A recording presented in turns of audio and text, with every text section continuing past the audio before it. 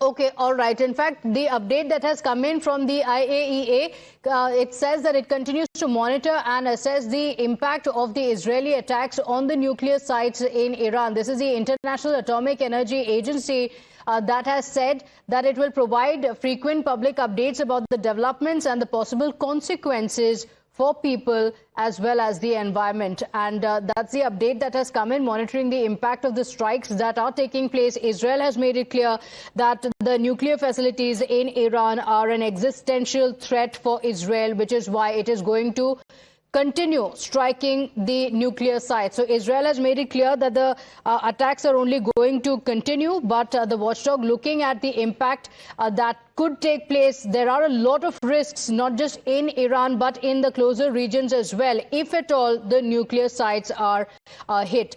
We have breaking updates now coming in. Iran has fired a ballistic missile at Israel with the idea of detecting the launch and activating the defense systems. So Israel is on high alert amid the missile threat. Red alerts have in fact been sounded across the targeted areas. The missile trajectory is under monitoring.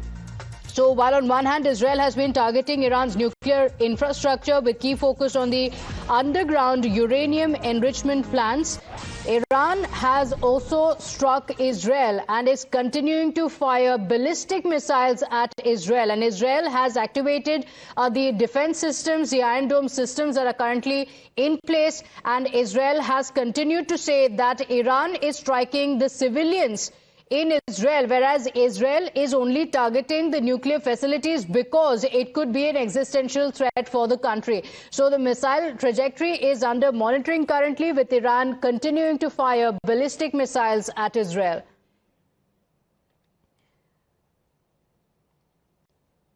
So on one hand, you have the international watchdog looking at what is the impact that it could have if Israel is striking the nuclear facilities, if the Natanz facility, which is in the center of the country, has sustained severe damage, which has in fact been confirmed by the International Atomic Energy Agency. There could be risks. There could be a lot of risks as well.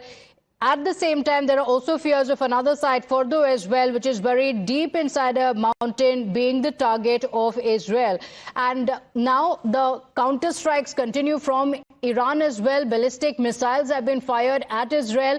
And while the air defense systems have been able to thwart most of the attacks that have come in from Iran, there are some missiles that have hit certain facilities within Israel. Remember, Israel has left no stone unturned in their bid to target the Iranian nuclear facilities. Natanz, as well as Fordo, as well as Isfahan, have all been targeted by the Israeli Defense Forces, with the Iraq being the latest to face the wrath of the Israeli forces. Israel has made it clear, though, that they will not relent until the supreme leader of Iran is eliminated.